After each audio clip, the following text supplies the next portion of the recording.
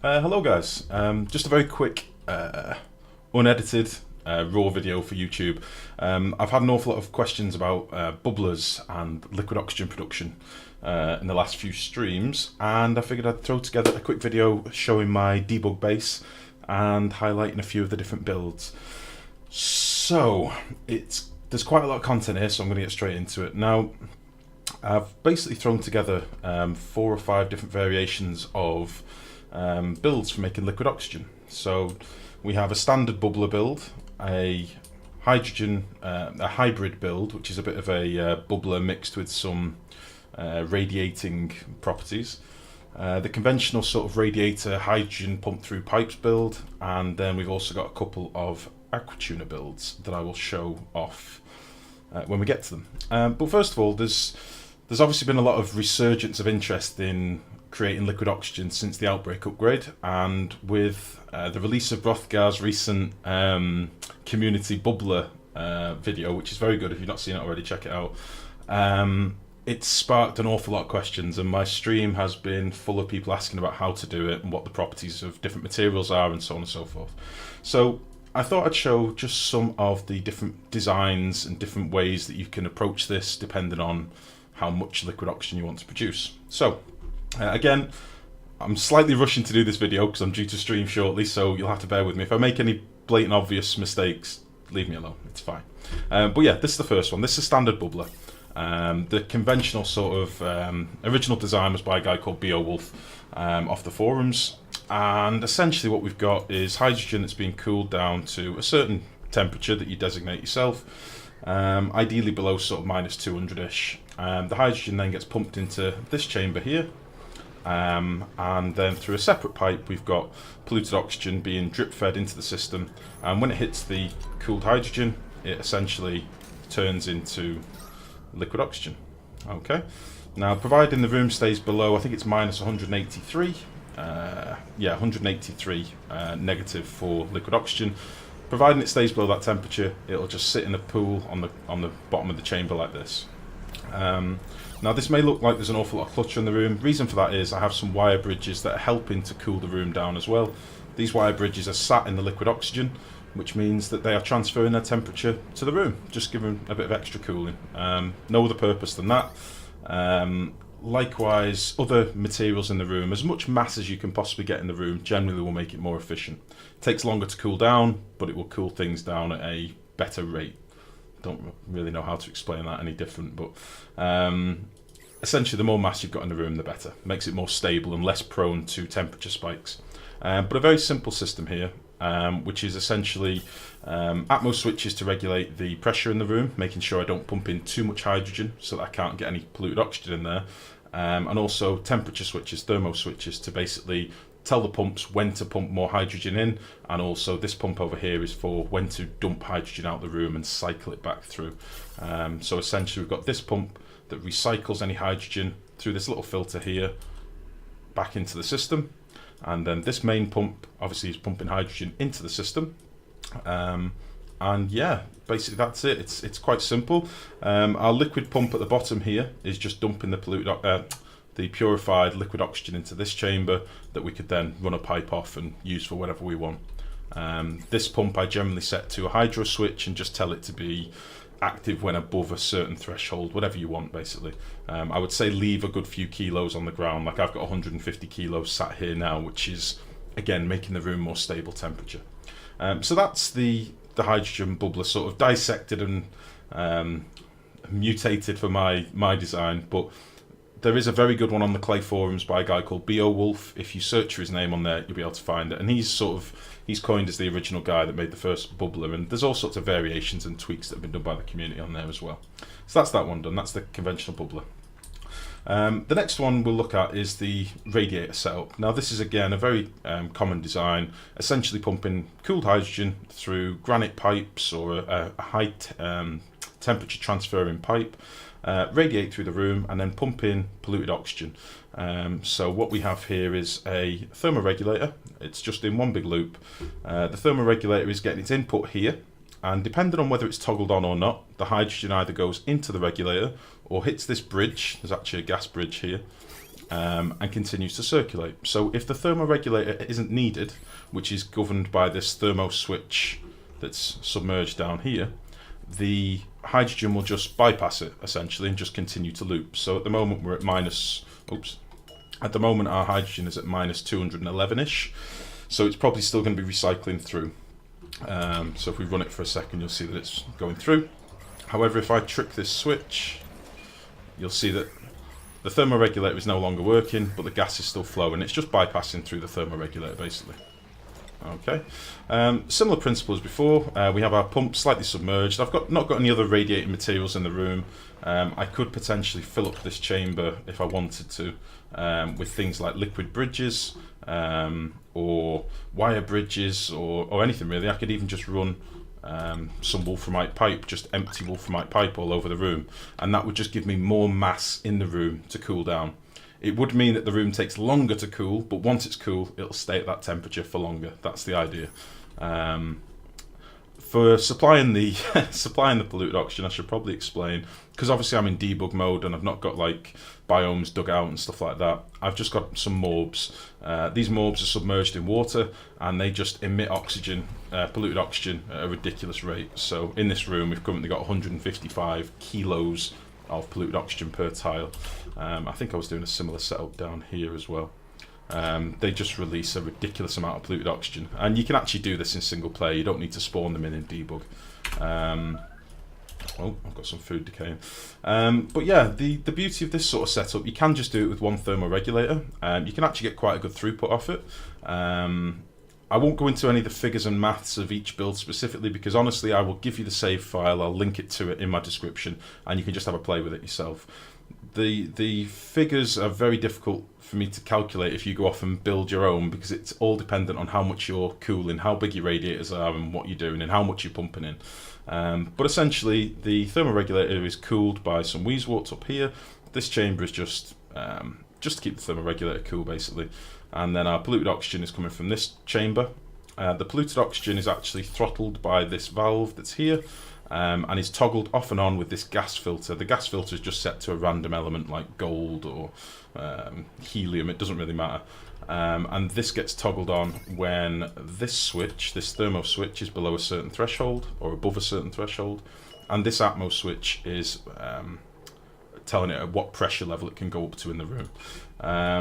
Other than that, it will just toggle on. If we just show you, if I switch the switch, it will toggle on, fill up this valve, and then the valve will just drip feed polluted oxygen into the room, which then again becomes liquid oxygen down here.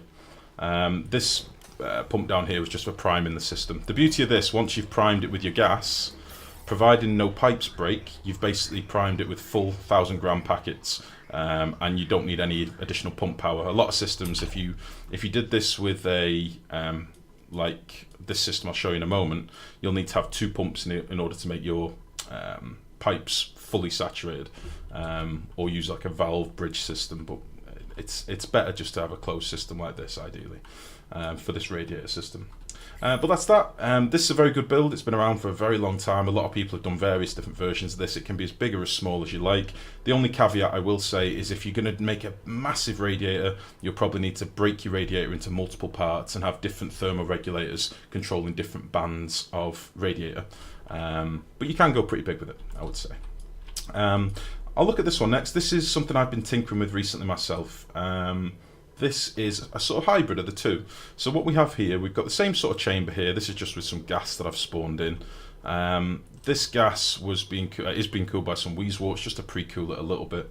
And then on this side we've got some hydrogen for topping up the system as well. Up here we have a little mechanical filter, but don't worry about that. That's essentially just to filter hydrogen back into our system, and polluted oxygen out here. You could use a gas filter to do the same thing. I just used a mechanical one because it's free. But yeah, we have a similar setup here. We've got 2 thermoregulators in line down on this end. What we've basically got is a random broken pipe for some reason, but that doesn't matter. We've got hydrogen in the room at minus 200 degrees, and we've also surrounded the room in wolframite airlocks. Now, airlocks, depending on which ones you use, are quite a lot of mass to throw in the room. So a manual airlock is 200. Manual airlock is 400 wolframite, 200 wolframite, sorry, and a mechanised airlock is 400 wolframite. I don't like to use the mechanised ones because they can interfere with wiring, and it's the aesthetics of having a red warning sign on the room as well. But basically, the beauty of this room is that once it's cold, it stays cold for a very long time. Just like us throwing wolframite liquid pipes in this room, we've basically done it with doors as the perimeter of the room, as the outside of the room. It takes a very, very long time to cool down if you're just doing it with gas. But once it's cold, again, it stays cold for a very long time. And similar principle, we've got hydrogen being pumped into the room based on these valves. And then as and when there is space, and as and when the pressure allows and the temperature allows, polluted oxygen gets drip fed into the room and is turned into liquid oxygen at the bottom. As and when the temperature spikes above a certain level, this pump will kick in, recycle our hydrogen through the thermoregulators, which gets cooled by 28 degrees, I think. It's quite a lot. And is then dumped back into the room. And again, everything's just managed by thermo switches. I won't go into the specific details, as I say. I will link the save file for you, and you can download this and just load this save and have a play yourself. I very much like this system. It's one that I plan to build on my stream base, on my current playthrough. It's a lovely system. It takes a long time to prime, but once it's cold, it's very, very efficient. So yeah, that's sort of the hybrid of the two. That's mixing radiation plus the bubbler technology, basically. So that's those three. Now, the reason I've shown you these three first is because for the next build that I'll show you, we actually need some liquid oxygen to prime the system. It's actually a system that's based off having liquid oxygen in the chamber. Now, this is a build that I've worked on based off an idea that Sevio, a guy off the forums, gave me, or Sevio. I'm sorry if I'm murdering your name, buddy, but he's one of the games testers on the forums, and he's very good. He's been doing a detailed thread on boiling and also liquid cooling at the moment, and it's the liquid cooling I'm more interested in with the new Aquatuner. So yeah, the idea is we have to get some liquid O2 so that we can prime this system. Now, although this looks like there's an awful lot of clutter, again, it's actually a pretty simple system. We've got our Aquatuner down here that is submerged in some polluted water. All of these bridges are just here for a bit of extra temperature transference, basically, but the floor in here is actually made of granite. Okay, reason being, we've got wheezeworts below in a chamber that's filled with hydrogen that is basically cooling down this Aquatuner and just keeping it at a manageable temperature. The Aquatuner is cycling its it's cycling its liquid oxygen from this pump here, which gets cycled through depending on the temperature based on this thermo switch. So if it's above minus 198, it gets cycled into the Aquatuner. The Aquatuner cools it by 14 degrees and then pumps it back up this pipe here, where it gets split into these two valves that drip it out of these vents here. Okay, so it's constantly flowing out of these vents. And if I toggle it on, I think I just need to toggle this on.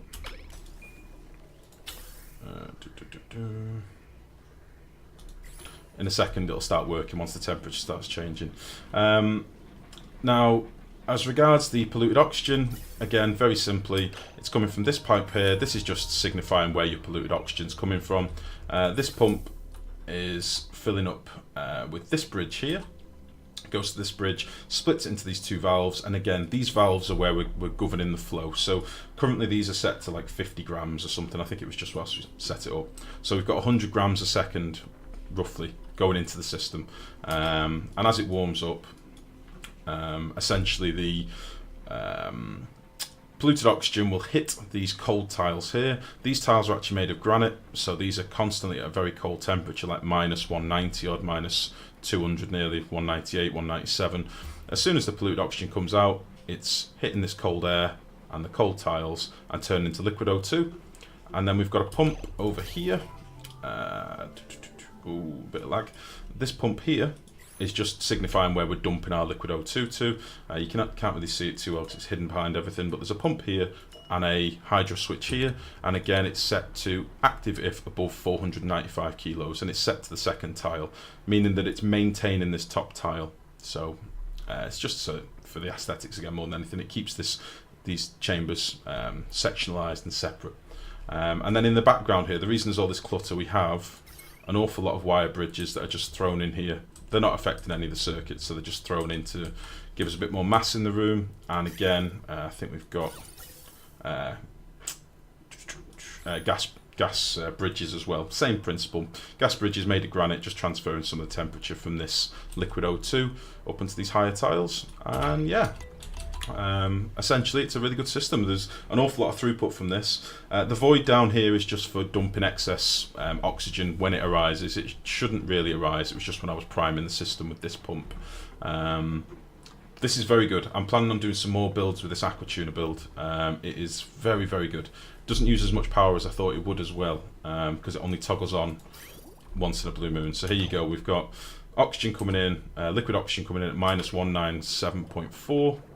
It comes out at minus 211.4. Goes up this pipe, gets split evenly into the valves, and then is dumped out here at a rate of, I mean, this is coming out at 5 kilos. You could throttle it for, you know, however much you wanted, and you could have it dripped over multiple chambers. This is obviously just with 2 chambers. You could split it and drop, you know, 1 kilo packets down 5 chambers if you wanted. You could expand it as much as you want. But yeah, it works pretty well. This was more just a test of the concept more than anything, but I really, really like this build. Now, once we've done that build, I thought I'd build a bigger radiator system just to show the scale of things. And I mentioned before, if you had a larger radiator, you might need to do thermoregulators in different bands. Well, to show that, I've basically done it in this build. Yeah, this is this is a bit more.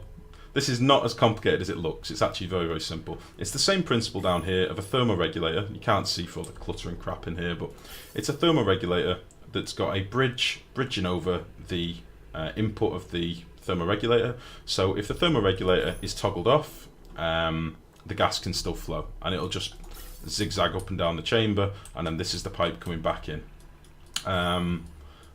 We've basically got this room insulated. We're cooling the thermoregulator the same as we were before with Weezewarts. This room is just some wolframite tiles with a load of Weezewarts in here and some hydrogen at 2 kilos, so it's pretty cool in here, and they can run constantly, which is fine. But essentially these pipes are cooling the room. We've got vents up here. All of these vents are fed by their own respective valve and their own respective filter, and it's the same principle of a couple of switches down here. This one's governing the pressure, only allow it to be around 200 grams, and this one's governing the temperature, but for some reason they all seem to be bugged. Whatever, I'll fix them before I save it. They basically govern when the gas can be pumped into the room. You only really need to do it with a pressure switch, if I'm honest, but because we've got these radiators on separate bands, it's incredibly fast at cooling down, so you can deal with temperature spikes a lot better. I think we've actually got about 400 or 500 grams going in this room at the minute. So yeah, this one's cooling like a monster, and again we've got the pump at the bottom here just to signify you know, where we could pump it off to if we wanted. I'm actually not doing anything with this, I'm just showing you really. You just run this pipe to where you want, put a vent, and away you go. The thermoregulators are submerged in the liquid O2 and are basically toggled on depending on the temperature of the liquid O2. It's a very fine window. This does need some tweaking depending on how big your build is and how quickly you are cooling stuff down, but essentially it's a good way of maintaining your temperature. So if you look, we're at minus 211, 204. That one's a little bit warm, but it's obviously just kicked on. 175. Yeah, and they'll just toggle on as and when they need to. As the liquid oxygen evens out, they'll all toggle on respectively. So if we watch the circuitry for a second, you'll see different lines coming on and going off. So that's that. This one's quite a power hog, obviously, because it's quite a big system. So we've actually used 4 circuits for this. We could have done it with 3, but I just did it with 4 for ease. Although it is toggling off intermittently, it still uses quite a lot of power. So you're probably looking at, you know, a couple of good circuits at least. But that's that. Same principle again. We've got morphs down here just producing our polluted oxygen, and we've got loads in here. This other chamber down here was just for priming the system, and again, once it's primed, unless you have a broken pipe, you never need to top it up again. So incredibly efficient for what it does. Now then, this brings me to the big boy. This is the last one. And again, I'm trying to rush through this as quick as I can, so any questions, please do ask. But for now, this brings us to the big boy. Now this was me playing again with the Thermo Aquatuner. We've got off all these different systems now, if you built one of these in your base, by this point you should have quite a bit of liquid oxygen built up. So we could prime a larger system, like this one. Now what we've basically got here is a thermo aquatuner, 3 of them in this system. They all have their own respective pumps, and each pump is set to a thermo switch. The pumps are submerged in liquid oxygen, and this is where the reservoir basically is going to be. This is where we're keeping our reservoir of polluted oxygen. Liquid oxygen. Jeez, I keep saying polluted oxygen. Liquid oxygen is in this chamber here, okay? The liquid oxygen is cycled through these thermo aquatuners dependent on temperature again. So once these thermo switches toggle on, so they're set to toggle on if above minus 203 degrees, it will cycle through. The liquid oxygen comes out of this side here, hits this bridge, and comes out of these vents, okay? That then happens all the way through, and then this pump over here is the one that pumps the liquid oxygen through our radiator, and it's a big old radiator, okay?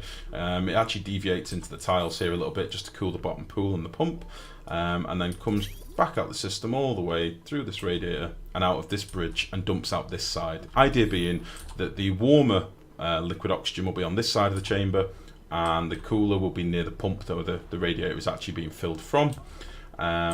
So that it just gets cycled through each aquatuner one at another. It's just giving like a flow to our chamber of liquid oxygen. Again, similar concept to what we had up here, whereby we were putting mass in the room with doors. I've done the same around this chamber, so these are all wolframite airlocks.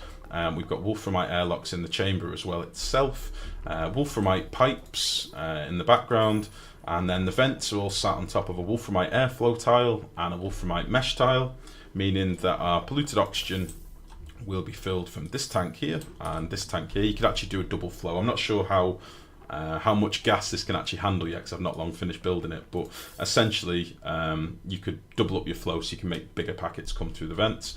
But if we toggle this one on, I'm hoping it should work. I haven't done much with this, as I say. The polluted oxygen will get split all over the place, so it's not just coming out of one vent, it's getting forced out all over the place. And we should start getting, we should start getting a lot of liquid O2. So that's that. Again, this system's all regulated by, we're getting quite a lot of liquid O2. A lot of it is evaporating as well, but it'll just keep cooling. Again, this is all regulated by the thermo aquatuners. They do use a lot of power, but again, this is a system that's toggling them on intermittently. So it's as and when they're needed, they'll be toggled on for a bit of cooling, and then they'll go off again. But yeah, this is my big boy system. This is the one that I'm really happy with, to be honest. I need to do a bit more playing with it and a bit more refinement, but ultimately this is a thermo aquatuner build. Again, I will give you the save file. Just to explain one final thing. You may have noticed there's a hydrogen chamber here full of wheezeworts. These wheezeworts are essentially cooling our aquatuners. So there is a pump at the end of our aquatuner room here. It's set to toggle on if above 40 degrees. At that point, the water gets cycled out down this pipe and then through this cooling chamber, and it cools it off by a couple of degrees and comes back into the chamber. It's just like an intermittent way of cooling the room, just so the aquatuners don't overheat. And that's it really. That is a very quick snapshot, a few different ways of making liquid oxygen. I know it's a hot topic at the minute. I know a lot of you want to try it, so by all means, any questions, come and give me a shout. If not, I will upload the save. I don't know where I'm going to upload it yet, but I'll put the link in the description. Just load it up, have a play. The map should all be revealed so you can see what's going on, even if you don't have debug enabled. Yeah, so that's that, guys. I hope this has proven helpful. I'm sorry it was so rushed, but I may well do a detailed build version later. I'm not sure. But for now, hopefully this is insightful for some of you. Some of you that may not have built this stuff yet, go ahead and give it a try. It's not actually as hard or as daunting as you think. And all of this can be built in single player. It just takes a bit more planning before you, knacker your vacuums or anything like that. But it can all be built in single player. But other than that, guys, thank you very much. I'm going to love you and leave you. I'm due to stream in 20 minutes. I'm very late. So thank you very much. Take care. Bye-bye.